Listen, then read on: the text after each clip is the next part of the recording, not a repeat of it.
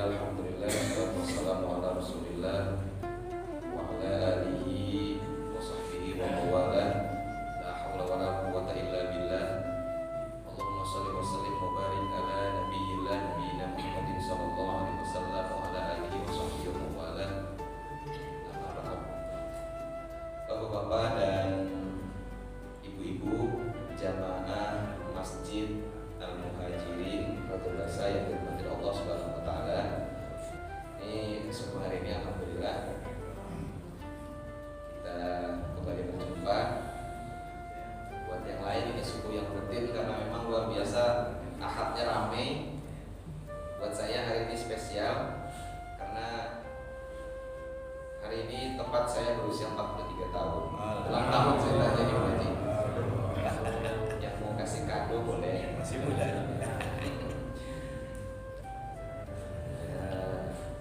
Kita akan mengkaji sedikit. Kali ini saya coba untuk mengajak kita semua mereview apa yang sebenarnya jadi tujuan kita di dunia.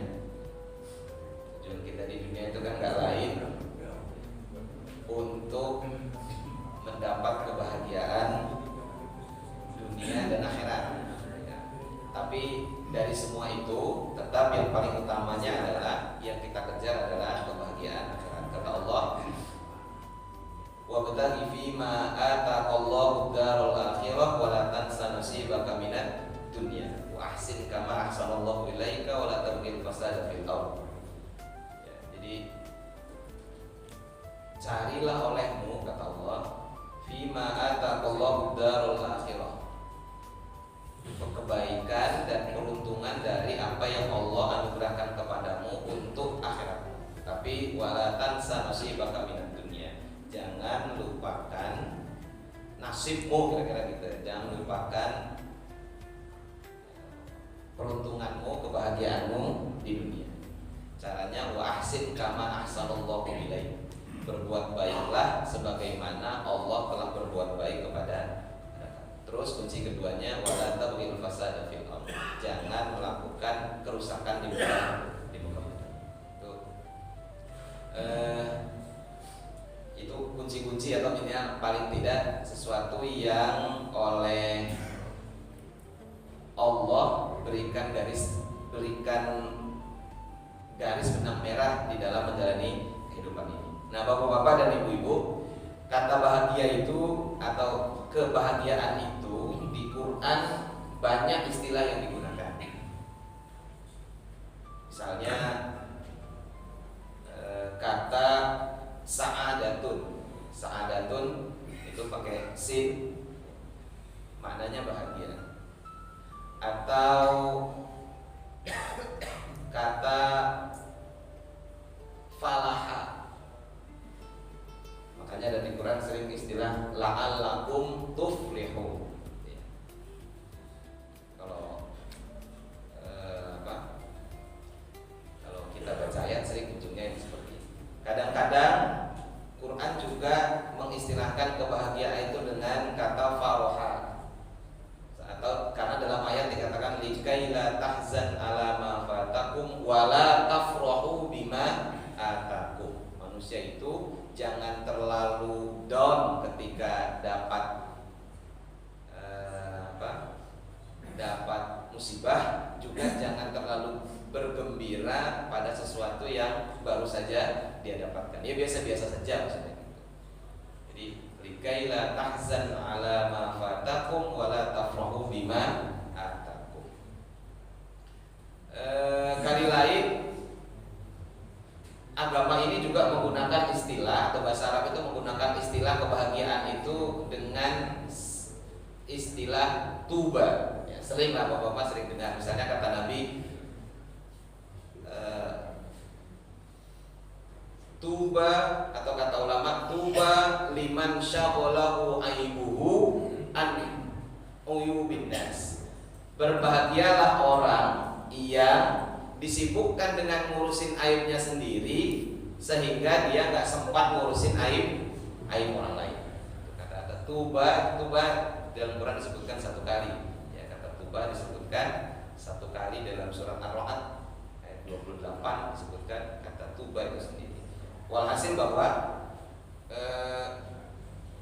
kondisi-kondisi kebahagiaan manusia itu di dalam kehidupan sehari-hari sebenarnya bisa kita raih karena Quran sendiri, hak Nabi sendiri, bahkan ulama juga itu sering memberikan informasi itu udah langsung letterlock langsung nyebutin berbahagialah barang siapa yang ingin bahagia misalnya gitu. Jadi sering menggunakan kata itu. Lah itu jadi patokan, jadi panduan-panduan kita. Salah satunya itu dijelaskan di dalam sekian banyak riwayat dari Nabi, dari ulama juga begitu. Misalnya ada kalimat dalam satu riwayat dikatakan as'adan nasi man lahu qalbun aqilun wa badanun sabirun wa qana'atun bima fil yadi. Jadi orang yang paling bahagia itu dalam kitab Nasuhul Ibad dikatakan orang yang paling bahagia itu adalah man lahu qalbun alimun, orang yang punya hati yang alim. Hati yang alim itu hati yang sadar diri bahwa dia harus memfungsikan dirinya sesuai porsinya. Ya, jadi man lahu qalbun aqilun. Dikurangkan kalimatnya qalbun salimun. Ya, kalau kata ulama man lahu qalbun aqilun, orang yang hatinya berakal. Artinya berakal itu berarti ia beramal dengan akal yang Allah anugerahkan kepadanya. Dan itu potensi. Akal itu potensi. Potensi dalam artian cuma dengan akal kita bisa menyatakan diri berbeda dengan makhluk hidup lainnya selain manusia. Maka diancam sekali kalau yang nggak mau berakal itu diancam sekali sama Allah Subhanahu wa taala. Kata Allah, "Walaqad dzara'na li jahannama katsiran minal jinni wal ins lahum qulubun la yafqahuna biha wa lahum a'yunun la yasma'una biha wa lahum adhanun la yasma'una biha wa lahum a'yunun la yubsiruna biha." Kata Allah, telah kami siapkan kaplingan lah kira-kira gitu. Telah kami siapkan kaplingan di neraka jahanam itu untuk orang-orang yang lahum qulubun la yafqahuna biha. Mereka punya hati, dikasih hati sama Allah, tapi tidak mau la yafqahuna biha, tidak mau berusaha untuk memahami aneka fenomena di dunia ini, ya. Walahum adzanul la yasma'una biha, dikasih telinga pendengaran tapi tidak mau mendengar ayat-ayat Allah. Walahum a'yunul la yubsiruna biha, dikasih mata juga tidak mau memperhatikan apa-apa yang menjadi petunjuk Allah di dalam kehidupan ini. Kalau orang kalau udah punya akal, punya pikiran, punya mata penglihatan, punya telinga dan pendengaran, tapi tidak dimanfaatkan potensi itu, kata Allah, ulaika kal an'ami bal hum adall. Orang-orang itu, mereka itu seperti binatang ternak, bahkan lebih dari itu. Ya. Karena kalau binatang ternak itu ya sapi yang punya otak, dan yang paling jadi rebutan kan otak sapi kalau lebaran haji Pak. Ya, lebaran itu otaknya buat saya, gitu. Paling jadi rebutan. Otak sapi, kepala ayam itu kan jadi rebutan. Sapi juga punya telinga, sapi juga punya punya mata. Tapi bedanya kalau sapi ya nggak nganu-nganu itu tadi gitu ya. Yang sapi itu tidak yatafaqqah, tidak berpikir, ya insting saja. Sapi itu atau hewan ternak lainnya juga punya mata yang cuma ngelihat tok. Jadi kalau punya mata cuma dipakai buat ngelihat doang, tapi tidak berusaha untuk memahami fenomena-fenomena yang terjadi, ya itu ya sama dengan itu. Malah kata Allah, balhum adol, itu malah lebih buruk. Kenapa lebih buruk? Sapi nggak diminta pertanggungjawaban. Ya, kita yang dikasih itu diminta pertanggungjawaban. Padahal itu potensi sudah dikasih dari Allah. Dari lahir sudah dikasih itu. Sudah dikasih penglihatan, pendengaran dan hati. Walladzi ja'alakum fi butuni ummahatikum la ta'lamuna syai'an wa ja'ala lakumus sam'a wal absara wal afidah qalilan la'allakum tashkurun. Dia yang telah menjadikan kamu ada di dalam perut ibumu, kemudian dianugerahkan kepada kamu pendengaran, penglihatan dan pikiran atau hati, ya agar kamu bersyukur. Maka itu pentingnya ngaji, ya, pentingnya ngaji supaya wala taqfu ma laisa laka bihi ilm. Jangan kita ada di posisi mengerjakan sesuatu yang tidak didasarkan kepada pengetahuan. Semuanya akan dimintakan pertanggungjawaban. Inna sam'a wal basara wal fu'ada kullu ulaika kana anhu mas'ula. Bapak-bapak, ibu-ibu, ketika kita sudah berupaya maksimal lah gitu ya terhadap pemanfaatan potensi yang Allah berikan tadi, lah itu bisa dapat atau bisa jadi orang yang paling bahagia. Kenapa? Ketika kita punya akal yang qalbun aqilun, hatinya ya, fuadnya, afidahnya itu mau mengambil pelajaran dari setiap fenomena. Yang kedua, yang bisa orang bikin bahagia itu badanun sobirun, badan yang sabar. Jadi kalau hati yang sabar biasa Pak, ya kan? Yang sabar ya, musibah yang sabar ya, gitu. Itu biasa, semuanya di perasaan. Perasaan saya sih udah sabar loh, tapi dia masih terus aja. Lah itu biasa, normalnya orang yang kayak gitu. Apalagi kalau yang tertindas. Atas nama sabar dia menyatakan ketertindasannya. Padahal pas lagi dikerjain orang gitu, oh nah, saya sabar. Nah yang bikin orang bahagia itu kalau badannya udah sabar. Ya. Contohnya orang yang badan sabar tuh kayak mana? Yang kayak bapak-bapak dan ibu-ibu ini. Kemarin hari Jumat akhir pekan pulangnya terlambat, lelah, terus kemudian capek, badan penat, tidur istirahat.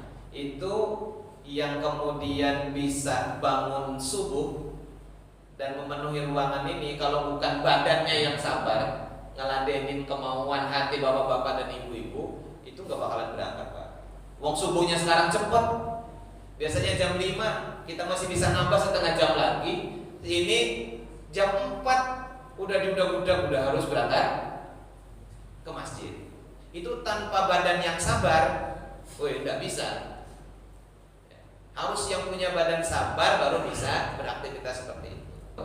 Kalau majelis itu, mungkin saya pernah sampaikan di sini. Kalau majelis itu, kata Nabi, ketika malaikat sibuk nyari majlisul ilmi kayak gini, itu kan mereka berlomba-lomba untuk datang mencari majelis-majelis ilmu yang seperti ini. Satu ketika Nabi pernah ditanya, datang ke sebuah majelis. Nah ini nih majelis yang menjadi taman dari taman surga. Semuanya akan mendapatkan kebaikan. Malaikat itu yang nyari datang ke majelis itu, terus kemudian lapor sama Allah. Tuh keren kan? Kata Allah gitu. Keren kan? Mereka semua ngaji. Untuk orang-orang yang demikian itu, orang-orang yang aktif di pengajian itu, kata Allah, walahu ghafartu. Untuk mereka semua sudah saya ampuni. Malaikat ada yang nanya. Tapi di dalam rombongan itu ada abdul khotoun. Ada orang yang sering, kalau bahasa kita, ya ada yang brengseknya lah, kira-kira gitu. Ada di situ tuh sebenarnya bapak-bapaknya alim, tapi ada yang isanya masih bolong-bolong gitu. Itu subuhannya apa kata Allah? Walahu qad ghafartu. Untuk dia juga saya ampuni. Jadi kalau tradisi kita, orang itu kalau satu kapal medji, medbe, apa medji? Selamat siji, selamat kabeh. Kalau kita mau ke Merak, itu semua penumpang yang naik kapal di Bakau akan sampai ke Merak. Penumpang VIP, nahkodanya, ABK-nya, penumpang selundupan yang naik nggak beli tiket, semuanya sampai ke Merak. Jadi kalau ada majelis ilmi kayak gini, ini majelis yang tempat Allah mengampuni dosa hamba-hambanya. Semua yang ngaji, yang nyiapkan kamera, bapak-bapak yang hadir, yang datang ke sini ke pojok terus kemudian ngantuk, yang nyiapkan meja di depan, ibu-ibu yang di atas, semuanya diampuni oleh Allah Subhanahu wa taala. Dan itu butuh badan yang sabar. Yang terakhir wa qanaatun bima fil yadi. Yang terakhir dia qanaah terhadap apa yang sudah Allah bagi untuk dia. Ya udah. Kunci kebahagiaan itu qanaah. Kenapa kemudian kita sengsara? Karena nggak qanaah. Qanaah lawannya toma. Toma itu ya tamak, bahasa kita tamak, pengen dapat. Dan sebab segala masalah di muka bumi ini ya toma itu, Pak. Ya. Sebab kita ngomongin orang pelit juga gara-gara toma. Iya kan? Itu orang biasanya baik, itu bisa jadi buruk di mata kita karena toma. Kita mungkin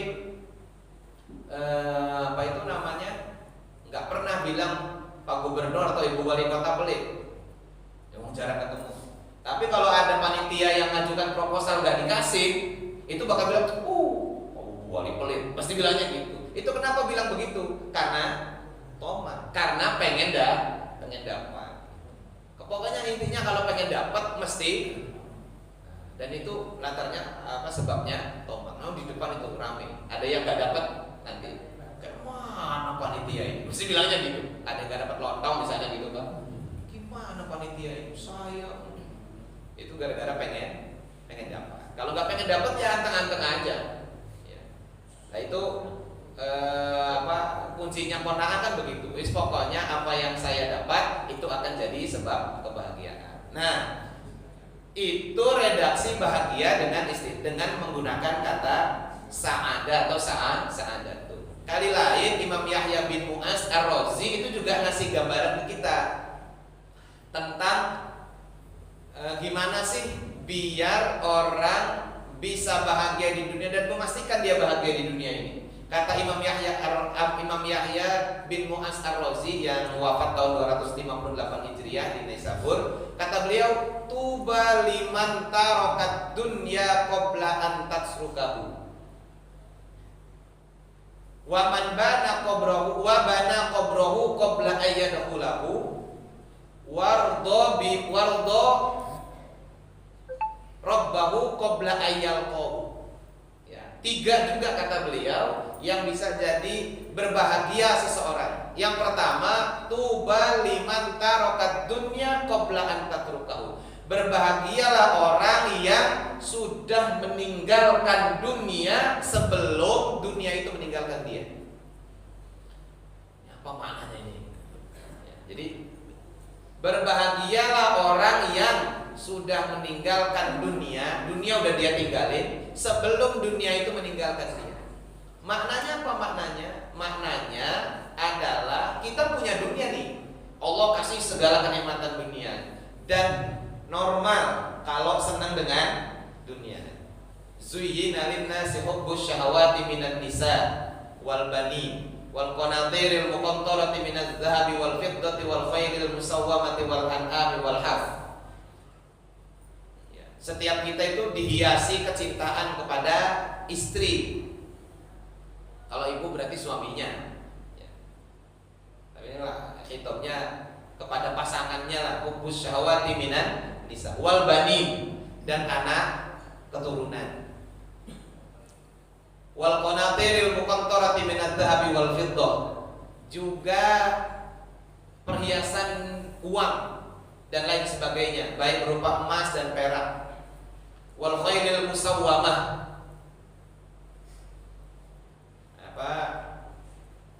kendaraan mewah. Dulu kuda, onta. Kalau sekarang mobil ya, Harley Davidson. Senang itu itu wajar Pak, nggak apa-apa. Ya memang Allah tanamkan. Wal an'am, binatang ternak, sapi, unta, domba, kambing. Sekarang murai, arwana, ya Pak ya, koi, dan lain sebagainya. Kura-kura, ular sekarang dipiara. Wal has, kebun, perkebunan dan pertanian. Dzalika mata'ul hayatid dunya. Itu semua kenikmatan dunia. Enggak apa-apa kata Allah. Monggo aja. Ya, dzalika mata'ul hayatid dunya. Jadi semua itu kenikmatan dunia dan Allah tanamkan kecintaan itu. Normal. Tapi pertanyaannya, itu bisa jadi sebab kamu bahagia atau tidak? Lah kapan jadi bahagia? Kata Imam Yahya bin Mu'adz, kalau kamu mau tinggalkan itu sebelum dia ninggalin kamu. Nah, gitu. Caranya menafkahkan itu di jalan Allah. Sebelum dia meninggalkan kita. Dunia kan bisa meninggalkan kita. Sebabnya dua. Kalau nggak kita duluan meninggal, ya dunia itu hilang. Sayang sama istri. Itu istri bisa jadi dekatkan kita ke Allah atau tidak. Anak juga begitu. Harta pun demikian. Jadi itu yang dinafkahkan sebelum dia meninggalkan kita. Itu kalau enggak, ya kenikmatan itu bisa jadi kitanya yang meninggalkan dunia, belum sempat menafkahkan di jalan Allah. Bisa jadi dunianya yang pergi, istrinya yang pergi, anaknya yang pergi, hartanya hilang, binasa, ditipu orang dan lain sebagainya. Kalau sudah pergi dunianya, ya udah tidak bisa dimanfaatkan lagi, malah jadi sumpah urusannya, ya. Gara-gara barangnya hilang. Tapi kalau sudah kita tinggalkan itu, maksudnya ya sudah dinafkahkan, insya Allah yang dinafkahkan itulah yang jadi bekal. Nah, tadi saya pas waktu sholat, ayat yang dibaca, masalul ladzina yunfikuna amwalahum fi sabilillahi kamatsali habbah ambatat sab'a sanabila fi kulli sumbulatin mi'atu habbah. Perumpamaan orang yang menafkahkan hartanya di jalan Allah, ya seperti satu benih yang ditanam terus tumbuh pohon baru. Dari pohon yang itu muncul 7 cabang, setiap cabang hadir 100 benih baru. Jadi berarti dari 1 jadi 700. Gitu perumpamaan dari nafkah. Gimana nggak bahagia? Sedekah itu yang nanti akan menyelamatkan kita. Maksudnya menyelamatkan kita itu jadi sebab Allah beri perlindungan kepada kita. Karena kata Nabi, kullu mri'in tahta dhilli shadaqatihi. Setiap orang nanti pas waktu di hari kiamat harus berkumpul di tempat padang mahsyar yang tidak ada tempat berlindung sedikit pun. Yang matahari katanya sejengkal dari ubun-ubun, semua kepanasan, itu akan ada orang yang mendapatkan naungan. Makanya kata Nabi, tahta dhilli shadaqatihi. Dia akan ada setiap orang akan berlindung di bawah naungan sedekahnya sendiri. Ya, tahta dhilli shadaqatihi. Jadi kalau ada yang sedekah bakwan, dia nanti nyumputnya di bawah bakwan, biar enggak kepanasan. Tapi kalau cuma bakwan cepat kering, maunya ya, yang rada gede lah. Kalau rada gede atau rada banyak, insya Allah lebih selamat. Dan lain sebagainya. Kuncinya alladzina yunfikuna amwalahum fi sabilillahi tsumma la yutbi'una ma anfaqu manna wala adha. Nafkahkannya di jalan Allah tanpa menyebabkan reaksi negatif dari orang yang menerima sedekah itu. Maksudnya enggak bikin dia sakit hati, enggak bikin dia tersinggung. Itu kan gak enak kalau sedekah ngeraktir, nanti pas itu disebut-sebut terus bikin tersinggung. Itu dia gak makan, kelaparan itu kalau gak saya kasih. Nah misalnya gitu. Atau itu gak bisa makan kalau bukan karena saya yang sedekahinnya. Lalu itu gak bagus. Sehingga itu tidak menjadi bagian dari sedekah yang bermanfaat dan dari dunia yang akan bikin kita bahagia. Maka kata Imam Ja'far Shadiq, semua yang harta yang kamu miliki itu yang kamu simpan jadi warisan, yang kamu makan jadi kotoran, yang kamu nafkahkan di jalan Allah itulah yang akan jadi tabungan. Jadi tabungan kita itu. Kalau yang lain cuma titipan, disimpan jadi warisan, ya dimakan jadi kotoran, dipakai ya, jadi barang usang, ya, baju bekas dan lain sebagainya. Jadi dia apa istilahnya sudah meninggalkan dunia sebelum dunia meninggalkan. Yang kedua kata Imam Yahya bin Mu'adz, orang bahagia itu wajib adalah orang yang bana qabrahu qabla ayyadkhula. Sudah bangun kuburan sebelum dia masuk ke dalamnya. Ini ada yang salah arti, di rumahnya enggak di kuburan. Karena nanti saya masuk sendiri ke kuburan. Maknanya tentu bukan itu. Makna bana qabrahu qabla ayyadkhula adalah orang yang berusaha untuk mempersiapkan diri menghadapi kematian. Dia pokoknya dipersiapkan diri. Karena ada orang yang nggak mau, Pak. Ada orang yang nggak rela mati. Ada orang yang nggak rela mati. Sehingga dia kemudian membangun segala macam fasilitas dengan anggapan bahwa malaikat maut juga bisa datang. Malaikat Israel nggak bisa nyamperin. Terus kata Allah, "Qul innal mautal ladzi tafirruna minhu fa innahu mulaqi." Katakan kepada mereka Muhammad, kematian yang mereka lari darinya itu pasti akan datang kepada mereka. Idza jaa ajaluhum la yastakhiruna sa'atan wa la yastaqdim. Kalau sudah datang waktunya, ajalnya, janjinya tidak bisa ditunda, tidak bisa tidak bercepat sedikit. Nah, menyiapkan kuburan maknanya adalah saya bawa bekal apa nanti pas waktu masuk kuburan.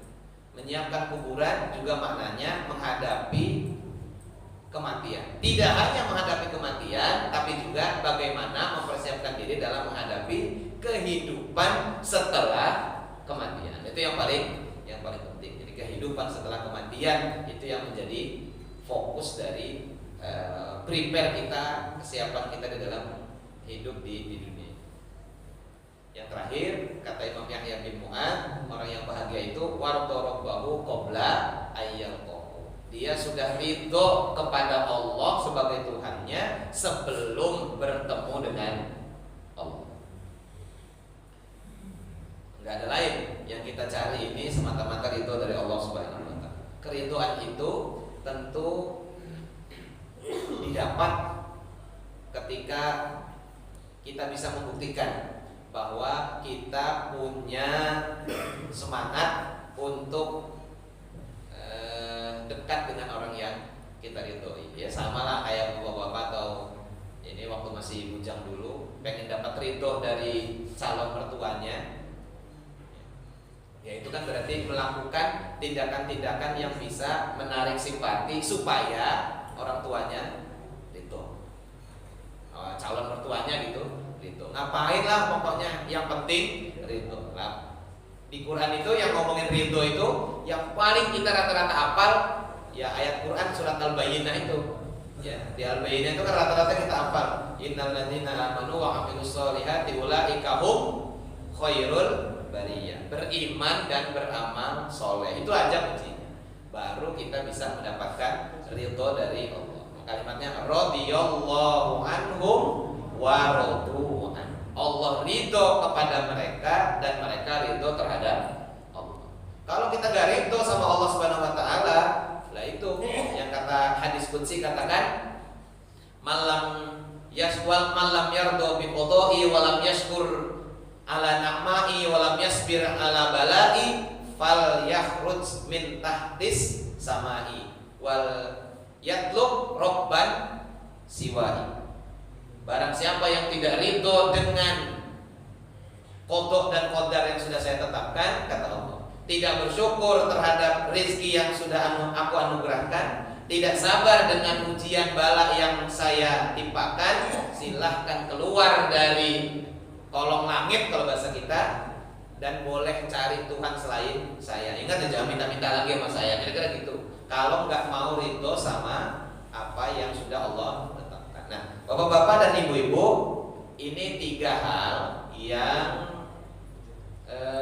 simple sekali maknanya, kalimatnya, tapi maknanya sangat mendalam. Makna sangat mendalam adalah bahwa apapun yang kita lakukan sesungguhnya semestinya harus didedikasikan demi menggapai keridhaan dari Allah Subhanahu wa taala. Baru kalimat tuba, ya, beruntung, berbahagia itu bisa kita raih. Semua itu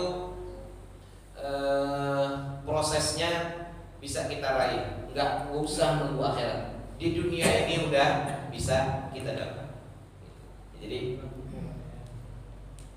kalau memang biasa ya duit banyak ya nggak apa-apa Pak, gitu ya, duit banyak nggak apa-apa. Tapi duit banyak itu kita nafkahkan di jalan Allah, nah itulah yang akan menjadi tabungan. Terus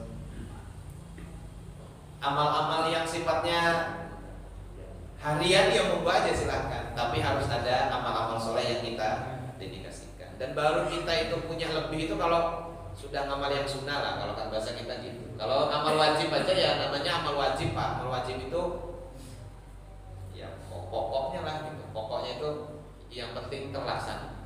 Kalau amal wajib itu baru kelihatan sunnah itu baru ketika ada baru kelihatan ada lebihnya itu kalau ada sunnahnya. Bapak-bapak mau sholat subuh, ya sholat subuh wajib, enggak sholat subuh jajal-jajal enggak sholat subuh. Ya, tapi kalau datangnya duluan terus sholat sunnah, kata Nabi, rakaataini fil fajri khairun minad dunya wa ma fiha. 2 rakaat sunnah sebelum sholat subuh itu lebih baik daripada dunia dan isinya. Ya dan lain sebagainya. Ya, itu amalan-amalan itu yang kemudian bisa menambah, meningkatkan prepare kita, persiapan kita dalam menghadapi kehidupan sesudah kematian, termasuk juga upaya kita untuk menggapai ridho dari Allah Subhanahu